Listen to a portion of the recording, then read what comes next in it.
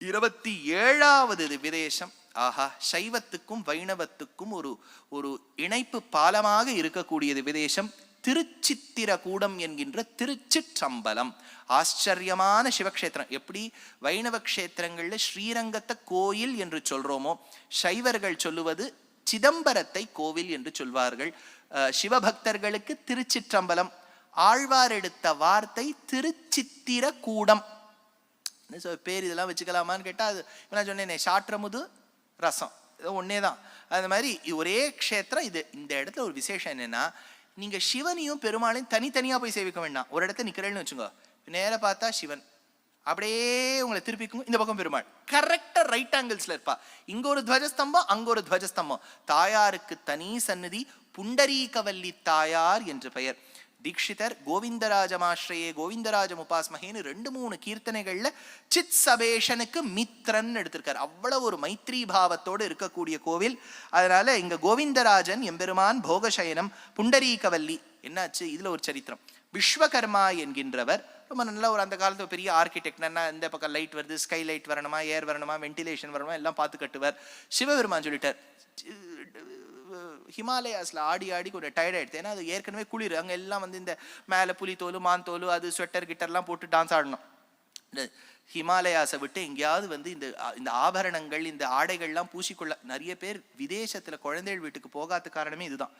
வீட்டை விட்டு வெளியில போனோம்னா பூஹு புவஹா சுவஹா மகா ஜனஹா தபஹா சத்யம் இதெல்லாம் வச்சுட்டு தான் நீங்க வெளியில போனோம். அங்க எல்லா வேலையும் நம்ம வேற பார்க்க வேணும். அங்க இப்ப யாரங்கே அப்படின்னா ஒருத்தர் நம்ம தான் அங்கே யாரங்கே.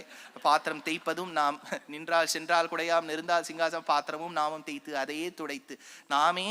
அதாவது பரபிரம்மத்தை பத்தி சொல்லுவா. பரபிரம்ம இந்த லோகத்தை எப்படி உருவாக்கிது, அதனுடைய எச்சல் எப்படி சிலந்தி பூச்சியின் வழியாக உருவாக்குமோ, அங்க எல்லாம் நாமே. நான் அசைந்தால் அசையும் அகிலம் எல்லாமேங்கிறவன் எல்லாம் நாமே. சிவபெருமானுக்கும் போர் அடிச்சுடுத்து. ஹிமாலயாஸ்லயே டான்ஸ் ஆடுறதுக்கு இவ்வளவு கவச்சம் போட்டுக்கணுமா? அதனால கவச்சம் போடாத ஒரு ஊர், பனி விழவே கூடாது, குளிரவே கூடாது. ஒரு ஆப்ஷன் கொடுத்தார் விஸ்வகர்மா, சென்னை. இல்லையே, மார்கழி மாசத்துல எல்லாரும் ஸ்வெட்டர் போட்டுக்கிறாளே, அது பாவம் போட்டுக்கிறா. ஆனா அது போட்டுக்கிற மாதிரி இருக்காது, வாங்கி வச்சுட்டா வேற வழியில போட்டுக்கிறா. அதனால 2வது ஆப்ஷன் சிதம்பரம்னர். அதனால இங்க விஸ்வகர்மா அழகான ஒரு சபை உருவாக்கினார். சிவபெருமான் டான்ஸ் ஆடினார். அந்த காலத்து ஆடிட்டர் மாதிரி சிவன். என்னன்னா ஆடிட்டர் தான் பண்ணி பாப்பாருங்க. அவ எப்பவுமே இந்த மேட்ரிமோனியெல்லாம் பார்ப்போம். Preferably auditor, preferably should have completed 3 levels of CFA, preferably should have got a charter, especially she should have come. இவ்வளவு கண்டிஷன்ஸ் போட்டா என்னன்னா பரபிரம்ம இன்னும் உருவாக்கி தான் அனுப்பணும். இன்னும் அந்த மாதிரி ஒரு பொண்ணு இல்லை. அந்த மாதிரி இந்த இடத்துல சிவபெருமான் நாட்டியத்துக்கு அரசர். அவர் பிரார்த்தித்தார், எனக்கு வர வேண்டிய பத்னி அவ பெரிய ஒரு நாட்டிய பேரொழியா இருக்கணும் அப்படின்னார். பார்வதி தேவியை கல்யாணம் பண்ணிட்டார்.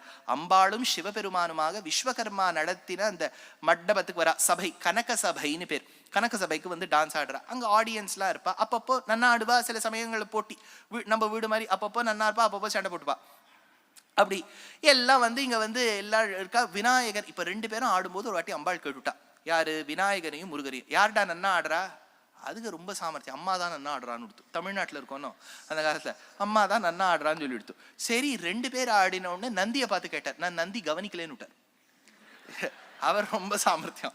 அவர் ஜட்ஜ்மெண்ட்டே கொடுக்க, நான் கவனிக்கவே இல்லை, யார் நன்னா ஆடினா யாருக்கு தெரியும்னு விட்டார். சரி, இவா 2 பேரும் அப்படி சொல்லிட்டா. சரி, பெருமாளை கூட்டா. பெருமாள் அங்கே படுத்துட்டு இருக்காரு. அவர் சொல்லிட்டு, நீங்க இந்த மாதிரி போட்டி கிட்டே வச்சா நான் எத்தனை ஆடி இருக்கிறது, படுத்துட்டார். அங்கே கோவிந்தராஜரா படுத்துட்டார். யார் நன்னா ஆடினான்னு கேட்டார். இன்னும் ஒரே ஒரு தடவை ஆடி காமிங்க, இன்னும் ஒரு ஆவர்த்தி போடுங்க அப்படின்னார். சரி, ஆவர்த்தி போடும்போது என்ன எடுத்து, அப்ப ஆடும்போது சிவனுடைய குண்டலம் கீழே விழுந்துட்டு. எப்பவுமே இந்த டான்சர்ஸ்க்குலாம் ஒரு சாமர்த்தியம். எப்பவுமே ஸ்டேஜ்ல நானும் எவ்வளவு டான்ஸ் ப்ரொடக்ஷன் பண்ணேன், என்ன நாங்க கவனிச்சாலும் ஏதாவது ஒன்று கீழே விழுந்துரும். நீங்க பாருங்க, அது என்னொன்னு. ஆனா விழும்போது இதெல்லாம் டான்சர்ஸ்க்கு கத்து தருவா. அது விழுந்ததை உடனே போய் பொறுக்க கூடாது. அதுக்கே ஒரு அபிநயம் பிடிச்சு அழகா அதை காதுல எடுத்து, அது என்னவோ அந்த டான்ஸ்ல அமைஞ்ச ஸ்கிரிப்ட் மாதிரி இருக்கணும். அதாவது ஒண்ணுமே தெரியாதவருக்கு, ஓஹோ இது இப்போ கதையில இருக்கு போல இருக்கு, கதையிலேயே இல்லை அது. அதனால அதை அழகா போட்டுக்கணும். இதெல்லாம் டான்சர்ஸ்க்கு கொடுக்கக்கூடிய ஒரு நயம். சிவபெருமான் என்ன பண்ணார், கீழே குண்டலம் விழுந்துருத்தோ, ஆடுற வேகத்திலே காலால இப்படி பிடுங்கிண்டார். அப்படியே காலை எக்ஸாக்ட்லி 180 டிகிரிஸ்ல வச்சு ஃபிட் பண்ணிட்டார். எல்லாரும் அங்க ரிஷிகள்லாம், என்னம்மா யோகிக்னா இவர் தான் யோகா சார், என்ன ராம்தேவ், என்ன பிகேஸ், பாருங்க என்னமா பண்றாருன்னா. அம்பாளுக்கு கோவம் வந்துடுத்து. You are trying to say that மை நஹி கர் சக்தி ஹூ, है ना? ஷிவ்ஜி போலியே அப்படின்னா. சரி, இதெல்லாம் கோவம் வந்துடுத்து. உடனே வந்து இந்த நாட்டியம் ஆடும்போது இந்த ஆவர்த்தி ஆனோன்னு சிவன் சாமர்த்தியமா என்ன பண்ணிட்டு பெருமாளை பார்த்து கேட்டார், இப்போ சொல்லு யார் நன்னா ஆடினார். அப்போ கோவிந்தராஜர் சொன்னார், இது வரைக்கும் இது பார்த்த வரையில் நீர் நன்றாக ஆடினது போல் தெரிகின்றது, உம்ம பிரதரா வச்சுட்டதே வேஸ்ட் அப்படின்னு சொல்லிவிட்டு அம்பாள் கோச்சுண்டு தில்லைக்கு வெளியே தில்லை காளிங்கிற பேரோட வந்துட்டான். அடுத்த நாள் மறுபடியும் ஆட்டம். இப்ப இது நிக்கல, நித்தியப்படி போட்டி, தினமும் ஆடி காண்பிப்பாளாம். பெருமாள் தான் ஜட்ஜாங்க. அதனாலதான் பெருமாள் பார்த்தேன் இந்த மாதிரி தினமும் ஆடிட்டு தான் நான் என்ன பண்ணது படுத்துட்டார். அங்க கோவிந்தராஜர் உட்காந்துட்டு கூட மாட்டார், படுத்துட்டார். நீங்க என்னவோ ஆடிட்டு போங்க, ஒரு நாள் சண்டை போட்டுக்கிறேள், ஒரு நாள் இப்படி இருக்கேள் அப்படின்னு சொன்னோடனே, அதனால கோவிந்தராஜ் ரொம்ப அழகான ஒரு க்ஷேத்திரம் திருச்சித்திரக்கூடம். சரி, இன்னொன்னு, நேத்து சாயங்காலம் தஞ்சை மாமணி கோவில்னு ஒரு கோவில் சொன்னேன், ஞாபகம் இருக்கும்? 3 கோவில் வரிசையா இருக்கும். அதுல தஞ்சகன், தண்டகன், கஜமுகன் 3 பேர் இருந்தா. அவளுக்கு 2 சிஸ்டர்ஸ் இருந்தா. ஐயோ சார், ஃபேமிலி இன்னும் முடியல. தில்லி ஜில்லின்னு பேர். சார் பேரை கேட்டா இப்படி இல்லாம எழுதி வச்சிருக்கா கதையில அப்படின்னா, இந்த ஜில்லி என்ன பண்ணிவிட்டா, பெருமாளை அட்டாக் பண்ணலாம்னு வந்த உடனே பெருமாள் ஸ்ரீமுஷ்ணத்தில் அவளை சாய்த்தார்.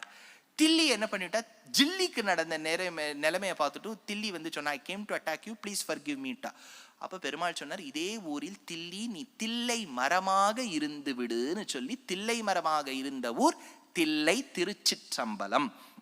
அடுத்தது புண்டரீகர் என்கின்ற ரிஷி பெருமாளை நோக்கி ராஜாவாக நீ காட்சி கொடுக்க வேண்டும்னு புண்டரீக தளம் தாமரை மலரால் அர்ச்சித்த ஊர் இந்த ஊர். அதனால தாயாருக்கு புண்டரீகவல்லி தாயார் என்று பெயர். இதுல ஒரு சின்ன விஷயம் நடந்துடுத்து சரித்திரத்துல. இந்த 12வது நூற்றாண்டுல குலோத்துங்கன் வழியில் வந்த அதிராஜேந்திரன் என்கின்ற சோழன் பரமசிவ பக்தன், அது தப்பில்லை, பரம விஷ்ணு துவேஷி. என்ன பண்ணிவிட்டா, இந்த பெருமாளுடைய விக்கிரகத்தை எழ பண்ணிட்டார். இது எங்கேயோ இங்க ஆழ்வார் சொன்ன மாதிரி இருக்கே, அவர் வேற ஏதோ காரணத்துக்காக சொல்லியிருக்கார். இந்த அதிராஜேந்திரனிட அந்த உற்சவமூர்த்தி திருப்பதிக்கு எழுந்தருள ராமானுஜர் காலத்துக்கு அப்புறம் இந்த அச்சுத தேவராயர் விஜயநகர மன்னர்கள் வந்தவுடனே புனఃபிரதிஷ்டை பகவானுக்கு செய்து சைவ வைணவ ஒற்றுமையை காண்பித்த இடம் திருச்சித்திரக்கூடம்.